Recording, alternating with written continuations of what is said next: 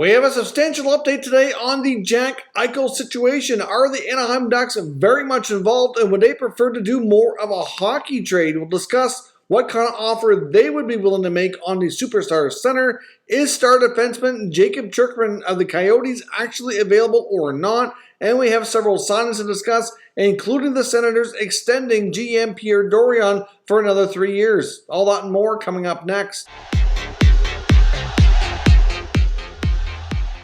So welcome back to another video here at Top Shelf Hockey. As I mentioned, we have a variety of news and rumors to talk about here today. I want to kick things off with the news we got out of Ottawa earlier today that they've extended General Manager Pierre Dorion for another 3 seasons. So he's now under contract until the 24-25 season. There's also a team option in there for an additional year after that. So he could possibly remain under this existing contract as long as 2026. If he survives the duration of the contract, he'll become the longest tenured GM in Senators history, which is a nice statistic, really, considering this team needs some stability. That is going to help bring that. They just extended head coach DJ Smith. This team is on the upswing going through this rebuild. Dorion also today, in remarks after the contract announcement was made, indicated that the rebuild is essentially over, and now they're taking next steps. They're now working towards becoming a playoff contender. They feel like they've drafted enough prospects.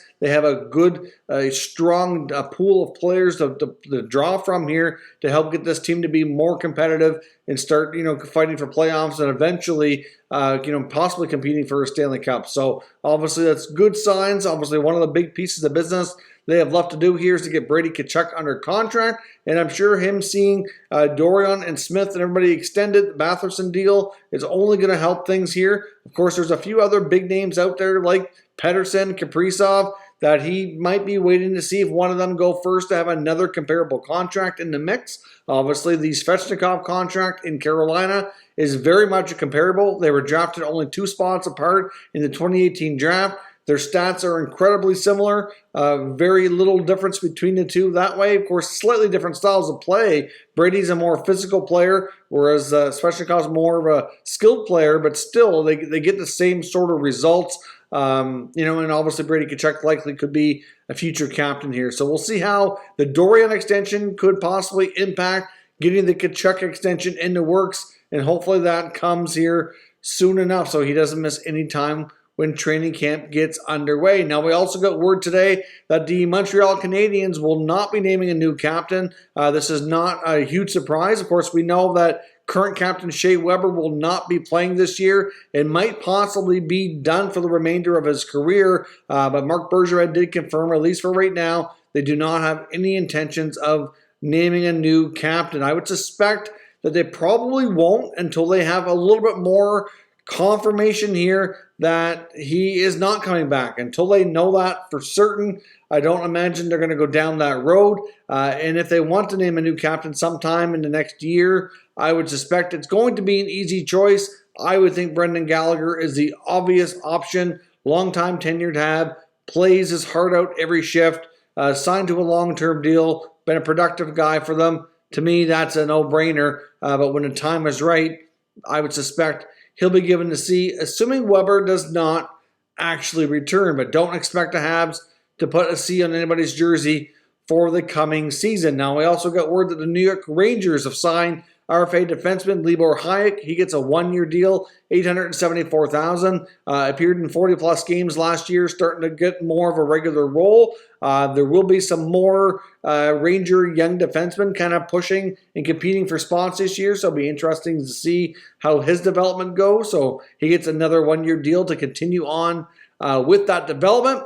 The Seattle Kraken have also announced that they've signed RFA defenseman Dennis Cholowski, who they claimed in the expansion draft from the Detroit Red Wings. He gets a 1-year, 2-way deal at $900,000. So obviously not a guarantee that Cholowski makes this team. He very well might have to put in some time here with the Seattle minor league affiliate. We also got word of one of the former assistant coaches with Arizona and other places around the NHL, John McLean, is going to be joining the coaching staff of Bob Bugner with the San Jose Sharks, so he'll be making the jump over there. And we also finally got confirmation that Jake Virtanen is indeed heading to the KHL. We had talked about a rumor that there was a potential deal in the mix sometime in the past week or so, but it was not yet confirmed. It is a 1-year deal with KHL team Spartak Moscow. So we'll see if he can kind of go over there, have a good season, and I'm not sure what the future holds really for an additional NHL opportunity. I would suspect that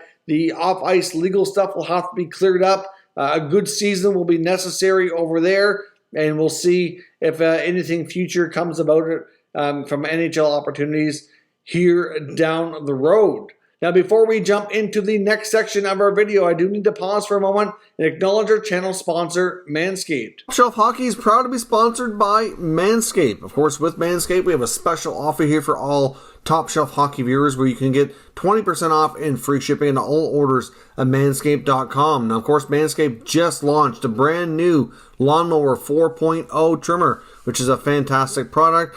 They've taken the level up here, even again with the skin-safe replaceable blades. It's waterproof, it's wireless charging, has a travel lock on it, as well as a nice light so you don't miss what you're doing. So certainly a terrific product. Now, many people associate Manscaped with their trimmers, which is certainly kind of their top product, but they do have a lot of other great options as well, including what they call the Weed Whacker, which is another trimmer for your ears and nose. And they have a variety of deodorants and sprays as well, which also keep you fresh and are terrific as well. So certainly Manscaped has a lot to offer, and we certainly highly recommend all of their products. So check out manscaped.com and use promo code TSH for 20% off and free shipping.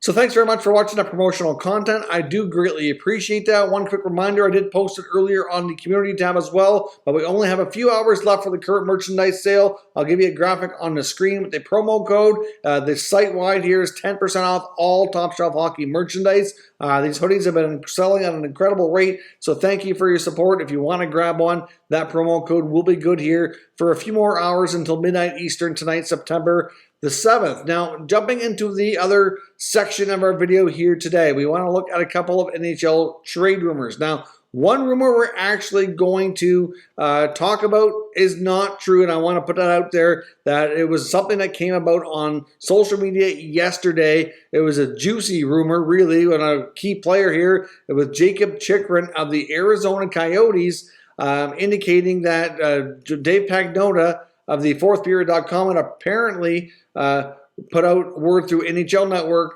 that the asking price for Chychrun was 2 first-round picks. I will show you here the graphic that was circulating on Twitter so you can see if this graphic makes its way around again. I just wanted to let you know that there is absolutely nothing to this. Now, I've cropped out the Twitter account that posted this because normally they're really, really good at posting it. They do a lot of news updates. And obviously, I just didn't want them to get any kind of a bad reputation from this. It was a simple mistake. They should have just double-checked the source of the info a little bit. I know sometimes, whether it be social media accounts that report on news or channels that make videos like I do, etc., anybody that's in the reporting kind of business or talking business, sometimes see a juicy rumor and jump all over it without taking the time to really verify the information. That's why I always reference articles that I'm talking about here, so you know where the information is coming from. And obviously, we just want to talk and give opinions on it. But sometimes, something, if I don't think it looks legit, my kind of way of going about things is I'll kind of make note of it, do some research, see if I can find a legit source to verify, to back it up a little bit before I go in a public forum like this and proclaim that this is happening or is out there. And that obviously didn't happen for some people. Thankfully, it didn't get too crazy, but I know there was at least one video on it that got taken down by the poster themselves. I'm not going to go into who that was either because, again, I don't want to give anybody a bad rap here. I just wanted to kind of quash this rumor because the Coyotes are not trading Jakob Chychrun. I have no idea where the information originally came from, saying that Dave Pagnotta of the fourthperiod.com was talking about him on NHL Network, saying that the asking price was 2 first-round picks. I think somebody just made up a bogus rumor. Somebody fell for it, started reporting it, and that's how some things get spread around. But obviously, he's the one player that is on that roster that is actually not available. Craig Morgan, the Coyotes insider, quickly dispelled that and confirmed it 100% that there is nothing to it. I do suspect them to maybe make some more trades. I would say a guy like a Phil Kessel could be traded, maybe even like a Schmaltz. I wouldn't even completely rule out Clayton Keller. I think it's less likely, but Chychrun is a stud defenseman that they're going to build around here with all these draft picks and guys they have coming in to try to be more competitive in a few years' time. Obviously, at this point, he's still only 23 years old. You know, some saying I kind of feel bad for him in a way. He was upset over the Dvorak trade because they were close friends. But, you know, it is what it is. Like, he seems to be the guy that they want to keep and build around, which makes a ton of sense. But if they were going to trade Chychrun, to me, it would be 2 first-round picks. It could even be more than that. Hard to say because he's a young, solid offensive defenseman who actually is decent in his own end too. But anyways, if you see any trade rumors about Coyotes defenseman Jakob Chychrun, they are not true. He is not being shopped. The asking price, there is no asking price right now, so we can just kind of move along. I just want to talk about it to squash that rumor. Now, we did get more information. Like I said, there is an Eichel update here. This comes from John Hoven. Now, Hoven, as you know, he kind of refers to himself as the mayor on his social media and website. He covers the Kings and the Ducks in Southern California. Of course, both teams have been having development camps recently, so he's been attending a lot of that and reporting on it. And he was recently on SiriusXM NHL Network talking to Jim Boomer Gordon and made some very interesting comments about Anaheim's interest in Sabres captain Jack Eichel. Now, we've talked a lot about Anaheim from the beginning as a team that's been very interested, and he essentially confirms the interest is there, but they apparently are willing to do more of a hockey trade. He said that his belief is, from what he's been told by a very respected member of the Ducks executive team, that the offer would be around John Gibson going the other way, so that would be more of a hockey trade, as well as another roster player. So 2 roster players, and then maybe something in regards to like a future prospect or maybe a first-round pick. But 2 roster players would kind of be your main centerpiece with like 1 additional piece for the future is kind of what he made it sound like. But he did indicate that Trevor Zegras, Jamie Drysdale, and newly drafted Mason McTavish would 100% absolutely be off limits, in which that makes a lot of sense to me. And for that reason, unless the price changes, I do not see the Anaheim Ducks being successful in their attempt. But that is what he's saying that they were offering on Eichel, as Gibson kind of being your centerpiece, which would be, you know, great. The Sabres would get a proven, legit top, you know, NHL goaltender right now. They do have some good youth goaltending that they've acquired here recently, that plus what they drafted, that has some good future potential. But obviously they're a little ways away from being, you know, a real solid starting NHL goalie. So they get that. The roster player that also would be involved, he didn't say, but you have to go through the roster and kind of come to the conclusion that it's probably either Rickard Rakell or Josh Manson would be my guess. Both players are in the final year of their contracts. Both players have been mentioned numerous times in other NHL trade rumors, and both could still be young enough to be important pieces on another franchise if they do indeed get traded and sign another long-term extension deal. So to me, like, it kind of makes sense. Now, I don't really think that that's a deal that Buffalo is going to do. They want all future assets, basically. They want to take back very little money, and at the same time, if they have to take contract back to make money work, it's not going to be necessarily somebody that's going to play a big role for them. It'd be like taking a contract more like a favor, and in return get like at least those 4 assets that are first-round picks or first-round quality assets. So we're talking 1 or 2 first-round picks with a couple of higher first-round recently drafted players in the last couple of years. So I would suspect that their request would be for either Drysdale or Zegras to be involved, along with a first-round pick.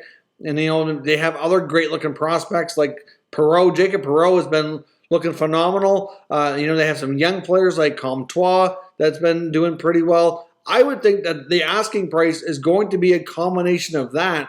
So, to me, the odds of them getting a deal done are probably slim. But, like he said, the interest is still very much there. The Ducks want to become a team that's harder to play against. They want to become a team that's more talented. They've done well with their drafting in recent years. They've built up a good group of young prospects to work with, and Jack Eichel could be that piece that comes in and really helps push them forward. So it makes sense that they should consider this kind of trade.